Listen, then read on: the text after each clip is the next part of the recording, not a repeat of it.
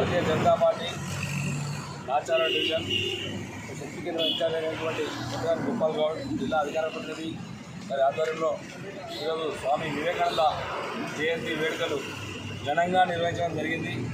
ఈ యొక్క జయంతి వేడుకలకు రాష్ట్ర నాయకులు ఇండియా మోర్చా ప్రధాన కార్యదర్శి మా నాయకులు రవినాయక్ గారు, జిల్లా ఉపాధ్యక్షులు మలయాళ నరసింహరావు గారు, సీనియర్ నాయకులు మన చంద్రమౌళి గారు, శ్రీధర్రెడ్డి గారు, రాజిరెడ్డి గారు, శ్రీధర్రెడ్డి గారు, గోపి గారు, మంజులవాణి గారు, రమేష్ గారు, శ్రీధర్ గుప్తా గారు, మన రమేష్ గారు, సురేందర్ గారు, అరుణ గారు, మహిళలు పెద్ద ఎత్తున ఈ యొక్క కార్యక్రమం పాల్గొన్నటువంటి ప్రతి ఒక్కరికి కూడా నా హృదయపూర్వక తెలియజేస్తున్నాను. స్వామి వివేకానంద కోసం మనం ఇంత మాట్లాడినా కూడా చాలా తక్కువనే.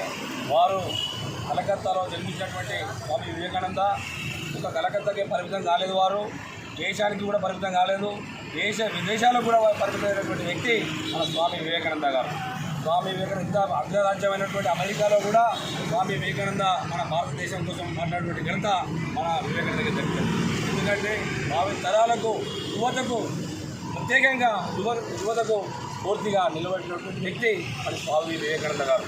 ఇలాంటి వ్యక్తులను, ఇలాంటి మహనీయులను జయంతులు కానీ, ఎందుకంటే ప్రతి ఒక్క కార్యక్రమాలు మనం నిర్వహించుకున్నట్టయితే రేపటి యువత కూడా మంచి మెసేజ్ మనం ఎంతవరకు తెలియజేస్తున్నాను.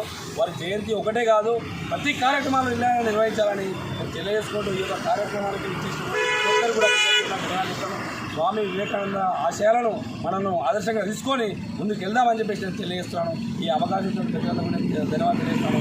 భారత్ మాతాకి మన రాష్ట్ర గిరిజన మోర్చా ప్రధాన కార్యదర్శి రవినాయక్ గారిని మాట్లాడాలని కోరుతున్నాను.